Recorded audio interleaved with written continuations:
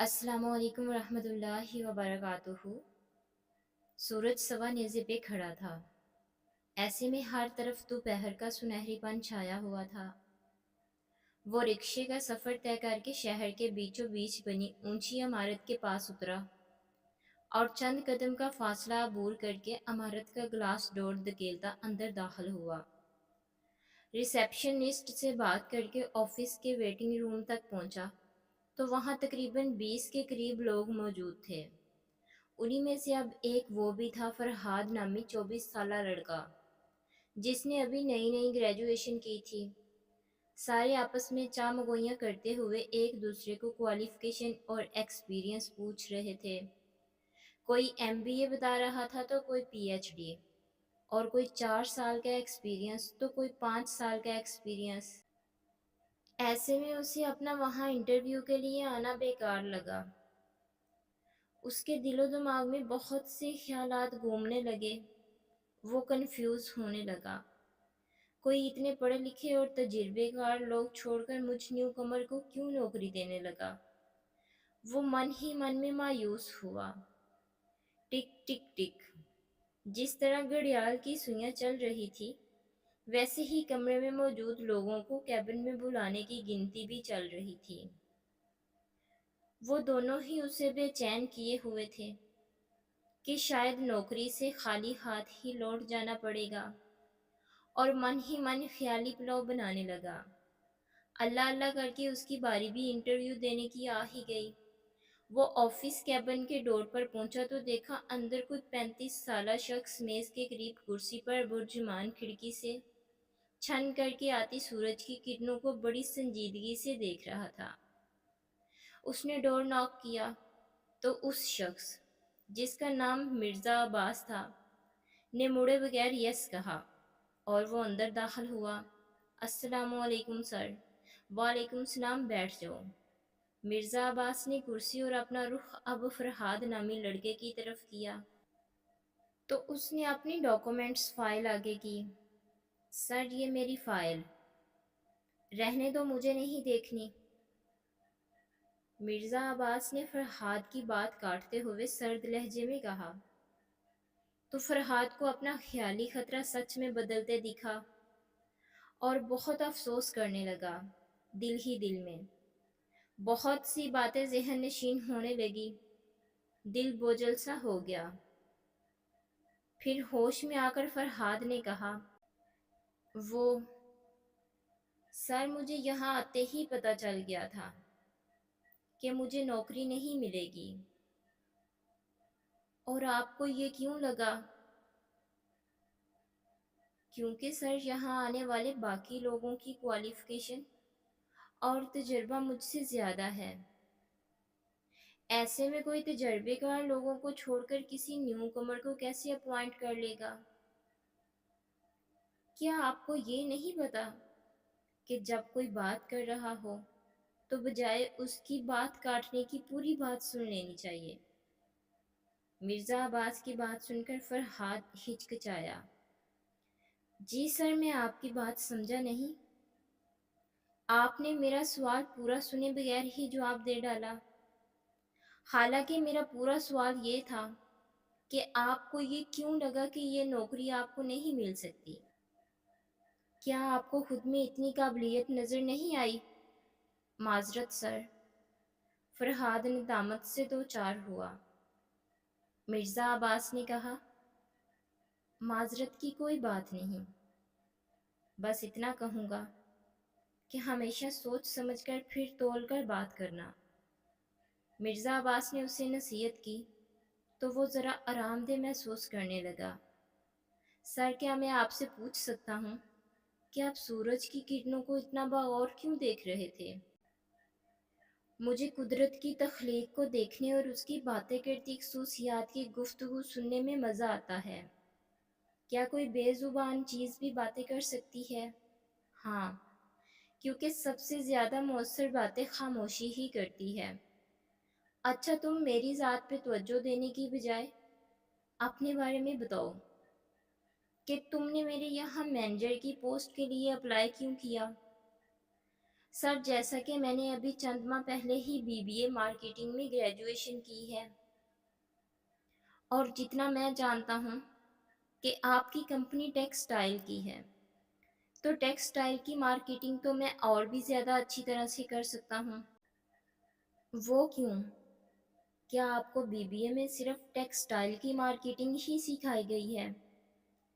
مرزا عباس ہاتھ باہم ملائے، ان پہ ہتھیلی ٹکائے فرحاد کو بغور دیکھنے لگا۔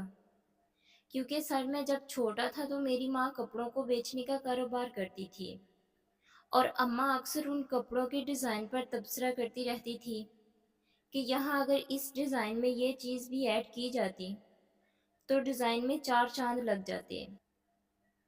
اس لیے مجھے بھی کپڑوں کے ڈیزائن کی اچھی خاصی خبر ہے، اور میں اس کام میں بخوبی کام کر سکتا ہوں۔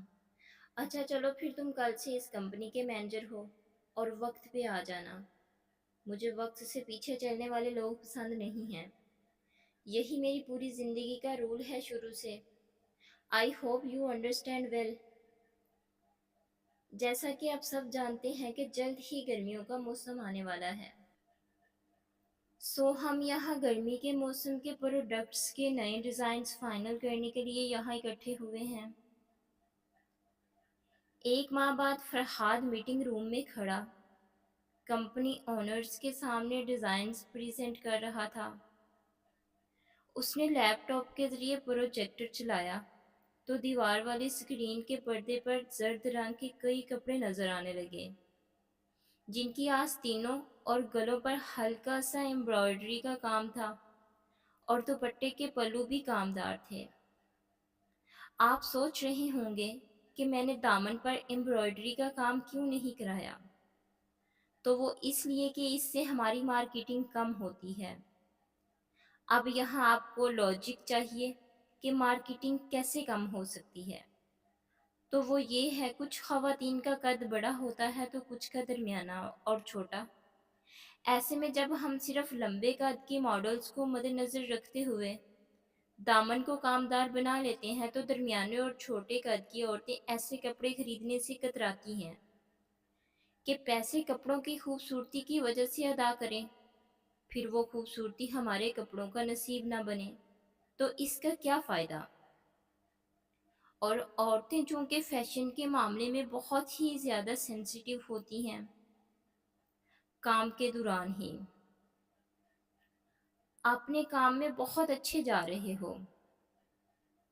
لیفٹ میں مرزا عباس نے فرحاد کو ستائش سے کہا، یہ سب آپ کا ہی کرم ہے سر، اگر آپ موقع نہ دیتے تو میں یہاں تک نہ پہنچتا۔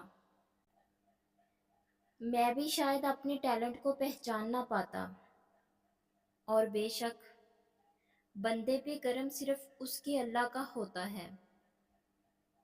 باقی رہی بات موقع کی، تو ہاں وہ میں نے تمہیں دیا، وہ تو تم نے سنا ہوگا نا، انسان جیسا گمان کرتا ہے اسے ویسا ہی ملتا ہے، تو یہ تمہارے گمان کے نتائج ہیں۔ ویسے ایک بات پوچھوں مرزا سر، آپ نے اتنے تجربہ کار اور ہائی کوالیفائڈ لوگوں کو چھوڑ کر مجھے اپوائنٹ کیوں کیا؟ سر ایک بات تو بتائیں، ایکسپیرینسڈ لوگوں کو چھوڑ کر آپ نے مجھے کیوں ہائر کیا؟ یہ جو لوگ ایکسپیرینس کا ڈول بجاتے ہیں، حقیقت میں ان کے پاس ایکسپیرینس سے سیکھا کوئی ایکسپیرینس ہی نہیں ہوتا۔ دوئم، میں نے تمہیں کیوں اپوائنٹ کیا؟ تو پہلے تم مجھے یہ بتاؤ، منٹو کا نام سنا ہے تم نے؟ مرزا عباس کہتے ہوئے پینٹ کی جیب سے سگریٹ کی ڈبی نکالنے لگے۔ سر آپ بڑی عجیب باتیں کرتے ہیں۔ منٹو کا نام سنا ہے تم نے؟ مرزا عباس نے فرحاد کی بات نظر انداز کرتے ہوئے اپنا سوال دوبارہ دہرایا، اور ایک سگریٹ لے کر ڈبی واپس جیب میں اڑوس کر لائٹر نکالا۔ ہاں وہی نا جو طوائفوں کی حمایت میں لکھنے کی وجہ سے مشہور ہے۔ تم بھی عام لوگوں کی طرح بات کرتے ہو منٹو، طوائفوں کی حمایت میں لکھنے کی وجہ سے نہیں، بلکہ لوگوں کو حقیقتوں سے آشنا کرانے کی وجہ سے مشہور ہے۔ میں تمہیں اس کا ایک قصہ سناتا ہوں۔ مرزا عباس نے رک کر لائٹر سے سگریٹ جلائی، پھر سگریٹ کے کش لیتے ہوئے قصہ سنانے لگے۔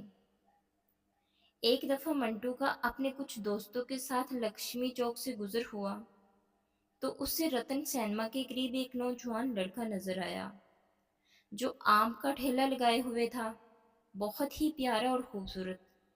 منٹو نے اس کے قریب آ کر بڑے غور سے اس کا جائزہ لیا، نہ ریٹ پر رعایت کی بات کی، بس ایک دم سبھی آم اس سے خرید لیے۔ نوجوان کو پیسے دے کر کہا، جناب اب یہاں سے سیدھا گھر جانا۔ پھر اسے روکا اور 2 روپے دے کر مٹھائی لے جانے کو بھی کہا۔ دوست حیرت میں آ گئے کہ منٹو نے کیوں نوجوان سے سارے آم خرید لیے، اور یہی نہیں اسے مٹھائی کے لیے بھی پیسے دے دیے۔ آموں سے لدا لدایا منٹو جب چٹان کے آفس پہنچا تو اس کا سانس پھولا ہوا تھا۔ ایک دوست نے پوچھا، آج یہ الٹی گنگا کیسی؟ انگور کی پیٹی کی جگہ آم کے بیٹے۔ منٹو نے مسکراتے ہوئے جواب دیا، تم نے اس نوجوان کو غور سے دیکھا؟ آنکھوں میں سرما ڈالے، انگلی میں انگوٹھی پہنے، ہاتھوں پر تازہ مہندی لگائے ہوئے تھا۔ ارے الو، اس کی ابھی ابھی شادی ہوئی ہے۔ آم پتہ نہیں کب بکتے۔ میں نے تو یہ سوچ کر خرید لیے کہ لڑکا سویرے گھر چلا جائے تاکہ اس کی نئی نویلی دلہن خوش ہو جائے۔ آج ہماری طرف سے ہی موج میلہ کر لے، موسم اچھا ہے۔ آپ مجھے میرے سوال کا جواب دینے کی بجائے منٹو کے کسی کیوں سنا رہے ہیں؟ فرہاد اکتایا۔ کیونکہ میں منٹو ہوں، مطلب؟ فرہاد حیران ہوا۔ جب تم نے اپنی ماں کا ذکر کیا تو میں سمجھ گیا کہ تم غریب گھر کے لڑکے ہو، اور تم نے یونیورسٹی میں بھی یا تو اسکالر پر تعلیم حاصل کی ہوگی یا پھر اس کے لیے تمہاری ماں نے دن رات محنت کی ہوگی۔ ایسے میں تم اپنی نوکری سے بددیانتی نہیں کر سکتے، کیونکہ ضرورت مند اور غریب کبھی بھی اپنی روزگار کی جگہ بددیانتی نہیں کر سکتا۔ اوپر سے تمہاری بات نے بھی مجھے متاثر کیا، جسے سننے کے بعد مجھے لگا کہ تم غریب ہونے کے ساتھ قابل بھی ہو۔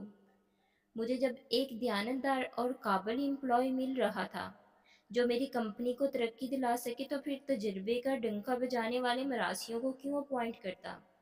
منٹو اور مجھ میں فرق صرف اتنا ہے کہ وہ پرانے دور کا منٹو تھا جو صرف دوسرے کا فائدہ سوچتا تھا، اور میں نئے دور کا منٹو ہوں جو دوسرے کے فائدے کے ساتھ پہلے اپنا مفاد دیکھتا ہوں۔ مرزا عباس کی عقل مندی دیکھ کر فرحاد دنگ رہ گیا۔ چپ کیوں ہو گئے؟ مرزا عباس کے پوچھنے پر فرحاد مسکرایا۔ سر آپ سچ میں منٹو ہیں؟ سچ میں کیسے؟ منٹو بھی سگریٹ پیتا تھا اور آپ بھی۔ یہ بات سن کر مرزا صاحب نے مسکرا کر فرحاد کے کندھے کو ایک ہاتھ سے دباتے ہوئے دوسرے ہاتھ میں پکڑی سگریٹ لبوں سے لگائی۔ یوں ہی باتیں کرتے کرتے لطف اندوز ہوتے ہوئے مرزا صاحب نے فرحاد کو اپنی زندگی کا ایک دلچسپ واقعہ سنایا۔ فرحاد کیا تمہیں پتہ ہے؟ کندھے پر ہاتھ رکھتے ہوئے بتایا، میں نے اپنی زندگی میں بہت محنت کی ہے، بہت سی مشکلوں کا سامنا کرنا پڑا۔ اسی دوران فرحاد کہتا ہے، سر میں چلتا ہوں اب۔ مرزا صاحب کہتے ہیں، کیوں؟ تم بور ہو رہے ہو؟ نہیں سر، میری ٹیم انتظار میں ہے، ہمیں نیو پروجیکٹ پر ورک کرنا ہے اب۔ سر لیکن آپ کی تمام باتوں سے متفق ہوں، اور منٹو کے مراحل سے بھی۔ یوں ہی سر اور فرحاد بہت اچھی انڈرسٹینڈنگ کے ساتھ اپنا بزنس رن کرتے ہیں، اور بہت سی کامیابیوں کو فرحاد چاند کی طرح چھو لیتا ہے۔ مزید اچھی ویڈیوز کے لیے میرے چینل کو لائک، سبسکرائب اور شیئر کریں۔ شکریہ۔